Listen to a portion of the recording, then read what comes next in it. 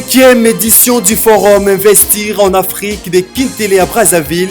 Le chef de l'État Félix Tshisekedi Antoine Tshilombo, qui prend part à ces assises, annonce l'augmentation du budget de l'éducation de 8 à 20%. Aussi réaffirme-t-il la gratuité de l'enseignement de base en République démocratique du Congo.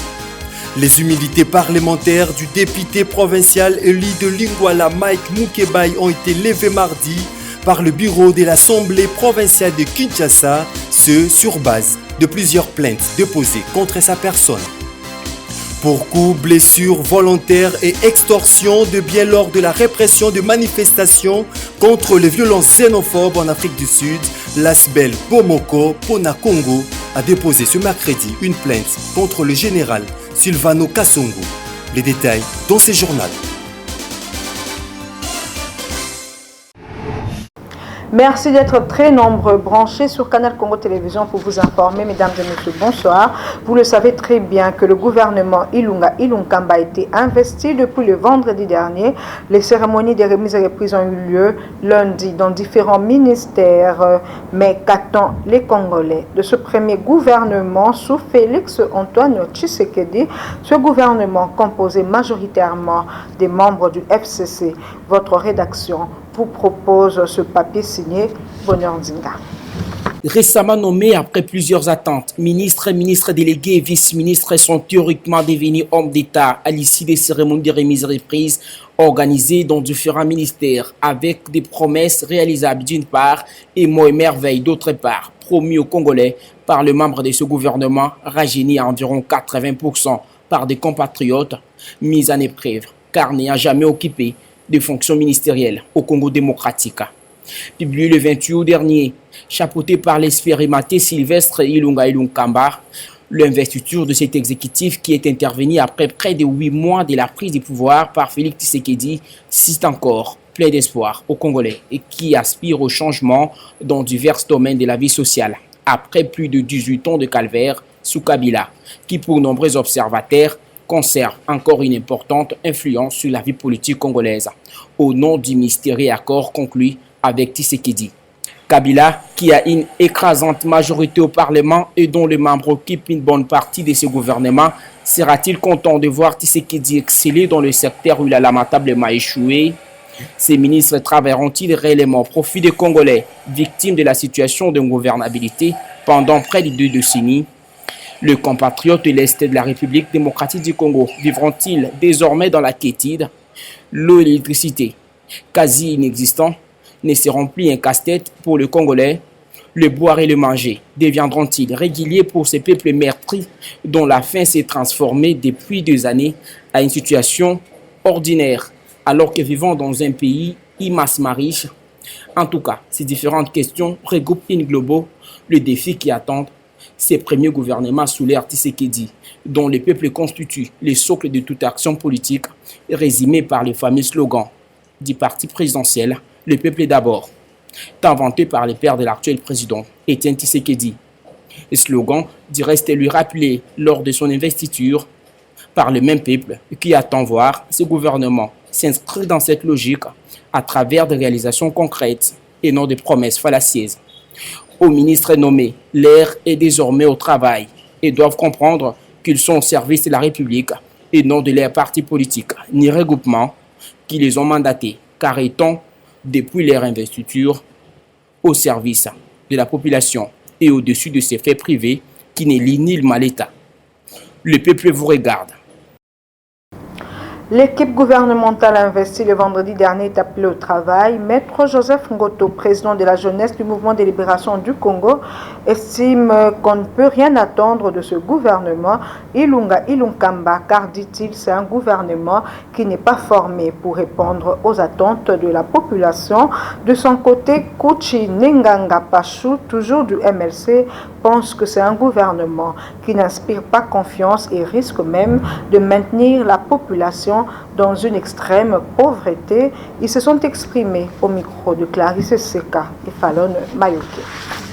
Mise en place du gouvernement, le MLC ne croit pas à de résultats en faveur du bien-être de la population. Pour Joseph Ngoto, président du Parlement de la jeunesse, ce gouvernement est formé pour satisfaire des intérêts particuliers et non répondre aux attentes du peuple. Pas du tout, parce que ce gouvernement a des germes de destruction en lui-même. Parce que vous voyez, il y a des postes qui sont dédoublés. Par exemple, il y a les ministres de l'Intérieur, les ministres délégués à l'Intérieur, il y a les ministres. Donc, on a saucissonné comme ça des attributions des ministères pour satisfaire les gens. Et aussi qu'avec les nombres qu'il y a, nous attendons rien. Moi, je reviens toujours pour dire que moi, je suis la Mouka, il n'y a pas à proposer. Ils ont pris le pouvoir des forces qui nous démontrent qu'ils sont capables de le faire. Mais spirituellement, ils n'ont pas la bénédiction de la population parce que le peuple a élu d'autres personnes et se sont imposés des forces. Je crois qu'ils n'ont pas la bénédiction du peuple. Rien ne sortira de ces gouvernements. Moi, je dis tout simplement que le peuple doit tenir bon. Bientôt, là, Jean-Pierre Bemba, le coordinateur de la Mouka, va rentrer. Il y aura une série de programmes qu'on vous a fait, on va vous donner pour continuer votre résistance. Parce que ce qui se fait là, c'est un hold-up électoral. On nous impose des sénateurs, on nous impose des députés, on nous impose un gouvernement. Mais c'est le peuple qui triomphe toujours. Tenez bon, vous aurez des consignes demain de ce qu'on va faire. De toute évidence, ce gouvernement n'inspire pas confiance compte tenu de son état pléthorique, tranche Kutupachu, un autre cadre du MLC. Il faudrait beaucoup d'efforts au gouvernement Sylvestre Ulunga pour convaincre le sceptique. Déjà, de par sa taille, le gouvernement m'inspire un certain nombre d'inquiétudes parce qu'un gouvernement éléphantesque ne peut pas être efficace dans l'action, dans les actions. Et donc, il faut comprendre qu'à la base d'une telle monture du gouvernement, il y a des mobiles politiques. Et quand on construit un gouvernement ou quand on met en place un gouvernement, la motivation première doit consister, n'est-ce pas, à construire une ossature gouvernementale capable de faire face aux problèmes de la population. Autre chose, intervenant mardi 10 septembre à la 5e édition du Forum Investir en Afrique qui se tient dans le Centre international de conférence de Kintele à Brazzaville du 10 au 12 septembre 2019. Le chef de l'État, Félix-Antoine Tshisekedi, annonce l'augmentation du budget de l'éducation de 8 à 20%. Ainsi réaffirme-t-il la gratuité de l'enseignement de base sur toute l'étendue de la République. Revenons sur l'arrivée du chef de l'État à Brazzaville. Reportage. Kinshasa et Brazzaville étant les capitales les plus proches du monde, il aura suffi une dizaine de minutes au chef de l'État, Félix-Antoine Tshisekedi Tshilombo, de traverser les poules Malébo. Au beach de Brazzaville, le chef de l'État a été chaleureusement accueilli par son homologue Denis Sassou Nguesso. Après les protocoles d'honneur, les deux chefs d'État ont goûté aux délices du bain des foules réservé par la forte colonie congolaise.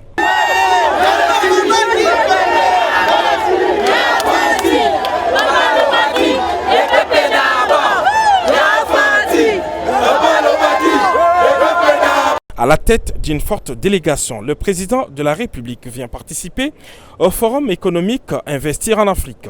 Ce forum, qui aura lieu au quartier UP de Kintele, présenté comme les quartiers les plus écologiques de Brazzaville, est un peu la réplique du forum Makutano de Kinshasa. Plusieurs chefs d'État et dirigeants africains sont attendus ici à Brazzaville pour parler affaires et surtout scruter les opportunités qu'offrent les continents africains. Le président Félix-Antoine Tshisekedi Tshilombo ne manquera pas de porter la voix de la République démocratique du Congo tournée vers son développement intégral. Sur base de plusieurs plaintes déposées contre sa personne, le député provincial élu de la commune de Lingwala, Mike Mukebai, a vu ses immunités parlementaires être levées par le bureau de l'Assemblée provinciale de Kinshasa. Le concerné, qui parle d'une procédure irrégulière, pointe d'un doigt accusateur le président de cet organe délibérant, Godem Poi, de cette machination. Maxime Makabou l'a interrogé à ce sujet. La pression de Godem Poi qui est passé à voir les autorités de la cour d'appel de la Gombe. Il a usé de tous les moyens, licites et illicites. C'est dommage qu'il s'appelle homme de Dieu. Et à la fin de la journée, c'est un autre juge qui statue, qui renvoie l'affaire à 2 semaines. Ce juge-là, je ne sais dans quelles conditions il est désigné. La loi dit qu'en la matière, le jugement en référé est rendu dans les 8 jours. Mardi, c'était le 8e jour, donc il n'y avait pas possibilité de reporter. Depuis donc hier, je suis allé en appel au niveau du Conseil d'État. Il y a tellement d'irrégularités dans cette affaire, tout ce que Godin Poyi a fait faire à la justice, à la Cour d'appel, il y a tellement d'irrégularités qu'il sait qu'il sera condamné, que ma suspension sera levée au niveau du Conseil d'État. Il le sait. Alors il faut précipiter mon arrestation pour m'étouffer, pour m'empêcher de mener ce combat, pour que je ne sois pas libre de mouvement, que je sois en tôle et qu'il manigance comme il l'a fait la semaine passée. C'est cela sa stratégie. Et il a trouvé un allié. En la matière, c'est Vital Kamerhe qui m'en veut, puisque je dénonce sa prévarication, sa mégestion, les acquisitions immobilières. Nyangwe, 3 parcelles, je l'ai dit, à plus d'1 million, 261 Nyangwe, 263 Nyangwe, 267 Nyangwe, je l'ai dit et je m'assume. Ah, il a promis de me faire taire. Et voilà que le complot a abouti hier. Mes immunités ont été levées. Quand tu me poses la question de savoir si la procédure a été respectée, pas du tout. Il y a encore plein d'irrégularités. Mais c'est des questions que je ne peux pas évoquer ici, parce que cela fait partie de ma stratégie, de ma tactique. On m'a venu. Je suis prêt à répondre. Je dis à Godin Poyi, je ne reculerai pas. Je me battrai jusqu'au bout. Il peut compter sur moi. Il peut compter sur moi. Si ça me coûte de faire la prison, je la ferai, je sortirai, je poursuivrai mon combat. Autant que je l'ai dit à Vital Kamerhe, il ne me fera pas reculer. Pas du tout. Ça fait plus d'1 mois depuis que le gouverneur de la ville de Kinshasa avait lancé l'opération Kin Bopeto dans le souci de rendre salubre la ville. Interrogé à ce sujet, l'honorable Osé Badibanga de l'Union pour la démocratie et le progrès social d'inviter les autorités compétentes à élargir le champ car la dite opération concerne toute la ville et non quelques communes seulement. Autre précision avec Farel Mouzinga et Alain Dongo. L'opération Kin Bopeto lancée en grande pompe par le gouverneur Gentili Ngobila ne semblait pas encore produire des effets sur terrain. Il y a urgence de mettre en place un cadre de planification et de suivi, préconisent les députés provinciaux Osé Badibanga et Li de la commune de Bumbu. Quant à l'opération Kin Bopeto lancée par le gouverneur de la ville, d'abord, de lui donner un coup de chapeau, d'avoir lancé ces programmes-là, parce que nous avons besoin que la ville de Kinshasa revienne comme au temps de l'époque coloniale, ou à l'époque de Mobutu, où on nous appelait Kin Label. Voilà, donc c'est notre souhait, mais il y a 1 mois que la campagne a été lancée.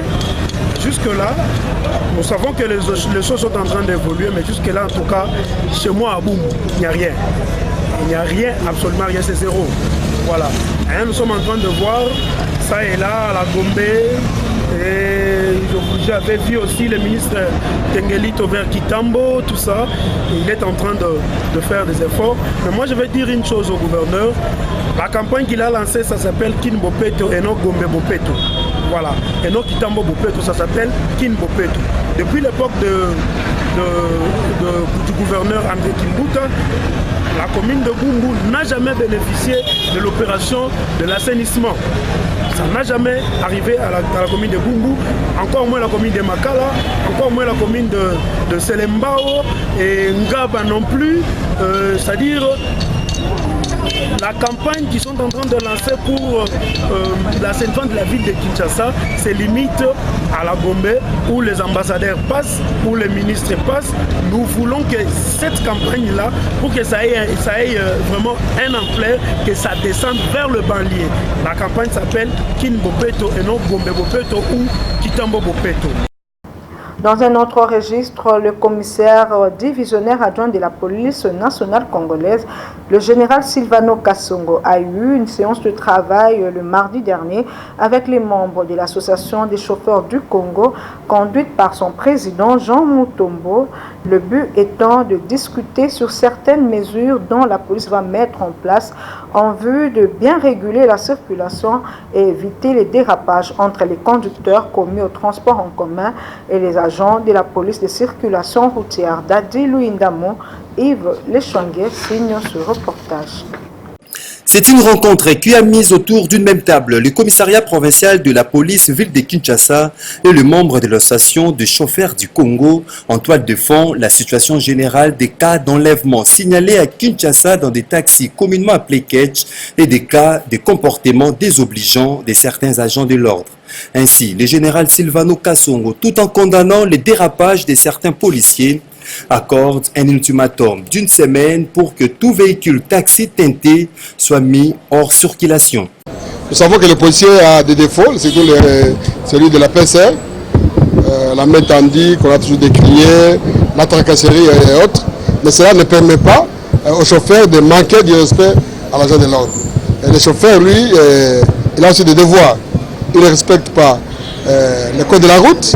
Vous savez, les embouteillages, c'est dû à leur conduite.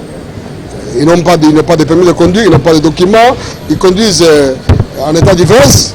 On a essayé de changer pour que, là, c'est qu'on puisse sensibiliser les chauffeurs pour un bon comportement digne d'un Congolais, digne d'un Quinois. On a pris des mesures concernant les catch, on les a donné une semaine, c'est-à-dire nous sommes mardi, à partir du mardi prochain, on va passer au contrôle. Toute voiture, tout taxi, couleur jaune, ne doit pas avoir des vitres teintées. Là, c'est le président RSECO a posé un problème de vitres teintées d'origine. On les a dit, ok, il n'y a pas de problème. Les vitres teintées d'origine, on ne va pas enlever les vitres comme on n'a pas de société ici. Mais les vitres doivent être baissées. Une séance d'harmonisation de vue entre les chauffeurs de Kinshasa et la police, saluée par le président de l'ASECO, Jean Mutombo. Si bien nous savons que ces gens-là, comme le général l'a dit, il y a de ceux-là qui ne respectent pas vraiment les instructions des autorités, mais du moins, les conducteurs doivent les respecter parce que ce sont eux qui régulent la circulation. Le deuxième point, nous avons parlé sur la problématique des enlèvements dans la ville-province de Kinshasa, où le général a pris des décisions, où il a pris une mesure pour dire que voilà, désormais, le véhicule avec des verres teintés ne peuvent plus rouler et accorder une semaine.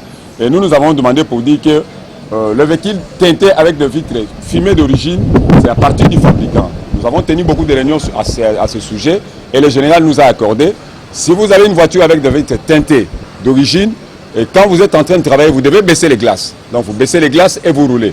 Bomoko Pona Congo, cette structure qui regroupe en son sein plusieurs mouvements citoyens, entre autres Lucha Filimbi, vient de porter plainte contre le général Silvano Kasongo pour coups, blessures volontaires et extorsion des biens lors de la répression des manifestations contre les violences xénophobes en Afrique du Sud, ici à Kinshasa.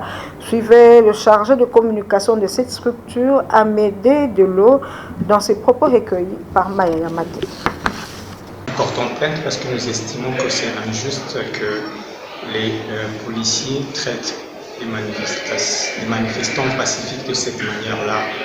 Nous avons été victimes de tortures, d'arrestations arbitraires, tortures et tortures laissant des blessures sur nos corps et d'extorsion de nos biens. Donc nous avons porté plainte pour que la justice soit faite. Ce matin, nous étions à l'auditorat général près de la haute cour militaire de la RDC pour demander au juge d'ouvrir une enquête judiciaire contre le général Kasongo, commanditaire de ces policiers barbares. Ce que nous attendons de l'État, ce sont des grandes décisions qui iront dans le sens que nos compatriotes en Afrique du Sud reprennent leur vie de quiétude. En ce moment, ils se cachent dans les maisons et ils ne sont plus en mouvement de peur qu'ils soient encore tués à coups de machette et de hache. Donc nous interpellons les autorités du gouvernement à des décisions très urgentes. Ils ont été élus, ils ont été nommés pour leurs compétences, ils n'ont qu'à les mettre en exergue de façon que les Congolais de l'étranger, plus précisément en Afrique du Sud, reprennent leur vie de quiétude. Initiée par l'ASBEL Telema Mwana Makpinga, la campagne Mwana Mapinga, Kelas Yaofele, s'est clôturée par une descente au camp Lufungula. Le lundi dernier, la délégation de cette ASBEL a procédé, comme partout où elle est passée, à la sensibilisation sur le bien fondé d'envoyer les enfants à l'école. Fiston Galé nous en parle dans ce reportage. Mwana Mapinga, sois conscience. Chers parents, envoyez les enfants à l'école et faites le bon suivi pour leur assurer un avenir meilleur. C'est avec ces messages clés que l'ASBEL Telema Mwana Mapinga a bouclé sa campagne dénommée Mwana Mapinga Kelas Yaofele ce lundi 9 septembre avec cette descente au camp Lufungula. Sur place, la délégation conduite par Christella Kiakuba, coordonnatrice principale de cette ASBEL, a procédé à la sensibilisation porte en porte sur le bien fondé de la scolarisation des enfants. Face aux orphelins de policiers, Christella Kiakuba a eu de mots juste pour les encourager à suivre le chemin de l'école avant de leur bénéficier des kits scolaires. Merci Natelema. Nous remercions l'ASBEL Telema Mwana Mapinga pour nous avoir offert ces kits scolaires. Ceci nous permet de mieux effectuer la rentrée scolaire. Ces kits contiennent les bics, les cahiers, les lattes et les crayons. Nous disons merci à Maman Christella pour cet acte. Inciter les policiers et militaires à envoyer leurs enfants à l'école et plaider à l'État congolais pour l'amélioration des conditions de vie de ces derniers font partie des objectifs de cette campagne qui s'est clôturée avec ces messages à l'endroit des autorités. Nous avons sensibilisé nos parents à envoyer les enfants à l'école, non seulement envoyer les enfants à l'école, mais également faire le suivi du cursus scolaire de leurs enfants à travers beaucoup de camps. Nous avons inscrit nos frères et sœurs orphelins des militaires et des policiers qui ne partaient pas à l'école. Cette année, vont aller à l'école. Également, nous avons eu à déposer les mémos où nous demandons la gratuité de l'enseignement durant toute la période de l'obligation scolaire, universellement reconnue, ça veut dire 18 ans. 18 ans, ça veut dire que l'État prenne en charge les enfants des militaires et policiers jusqu'à obtenir le diplôme d'État aux frais de l'État. Notez que 150 orphelins de policiers et militaires ont bénéficié des kits scolaires pour la rentrée scolaire et 6 camps militaires ont été visités par l'ASBEL Telema Mwana Mapinga dans le cadre de cette campagne lancée à mi-août. Rumeurs sur l'achat de tous les patrimoines des lignes aériennes congolaises LAC en dissolution par un soumissionnaire anonyme. Le président honoraire de la délégation syndicale de cette société en disparition, Sylvain Makesse, dément cette information. Celui-ci rassure par ailleurs que ce processus suit son cours normal et accuse par l'occasion les personnes mal intentionnées de vouloir décourager les potentiels acheteurs. Bonheur Nzinga pour les détails. Recadrer les choses. Halte aux spéculations. Le processus de liquidation du patrimoine des LAC en dissolution suit son cours normal. Pour Sylvain Makesse, président honoraire de la délégation syndicale de cette compagnie, le rumeur sur l'achat de tous les biens de cette société par un certain soumissionnaire anonyme relève d'une part de l'ignorance de la procédure en la matière, mais aussi et surtout du souci des personnes mal intentionnées de décourager les souscripteurs d'autre part. Et quand on dit qu'on a tout vendu, c'est faux. Tout, il y avait de méli-mélo. J'avais aussi vu dans son argumentaire qu'on a vendu sans inventaire. C'est qu'on ne comprend rien. On ne pouvait pas vendre. D'abord, pour les immeubles, il faut connaître leur valeur. On a respecté ce qu'on appelle le marché public. On avait fait appel d'offres. Il y avait plusieurs personnes qui sont arrivées. Et plusieurs maisons. Il y a la maison CAT. CAT qui avait gagné le marché. Et c'est connu. C'est à partir de CAT qu'on a fait. Qu'on connaît le prix de nos immeubles. Et c'est connu par le marché public et même le ministère du portefeuille qui nous régente. C'est pour décourager les soumissionnaires qui viennent acheter. Parce que l'État qui nous a envoyés ici, c'est que régulièrement nous sommes soumis au contrôle, à l'expertise. Dernièrement, nous sommes partis à l'IGF avec tout ce que nous avons et tout ce que nous faisons. Makissé Sylvain qui lance un appel à l'apaisement aux agents, restez tout de même confiants quant à l'aboutissement de ce processus. Ne découragez pas les soumissionnaires. C'est l'agent LAC qui meurt chaque jour, c'est l'agent LAC qui souffre depuis 5 ans. Il y a une perturbation dans ce marché, c'est ainsi que ça fait fuir certains, ça fait peur à certains soumissionnaires. Ce n'est pas ça que nous souhaitons. À la lumière des explications si fournies, les souscripteurs potentiels n'ont aucune raison d'hésiter. Place à présent à la revue de presse dans une sélection et commentaire signé Maxime Macab.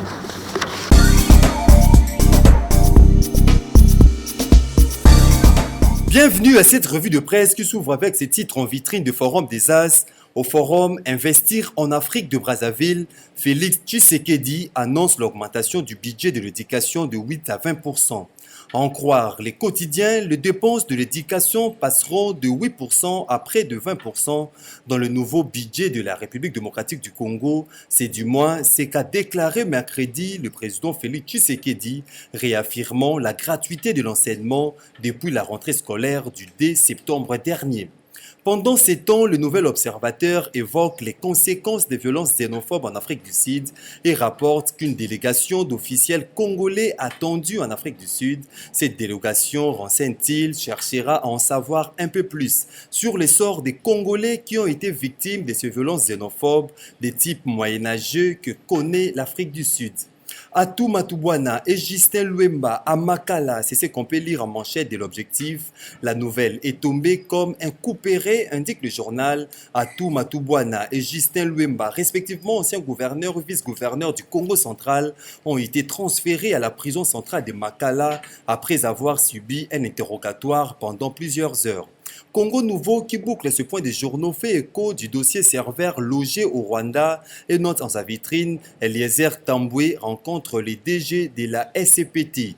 Ainsi rapporte les Tri Hebdo, les deux personnalités ont échangé sur le punaise question du contrôle des données de communication numérique de la RDC par le Rwanda. Le LU de Kinshasa réalise l'inexactitude de cette révélation. Le problème, c'est plutôt la mauvaise qualité de la fibre optique offerte aux Congolais sous l'ex-ministre de PTNTIC, Trifon Kinkemulumba, cité par les tabloïds. Et c'est tout pour cette revue de presse.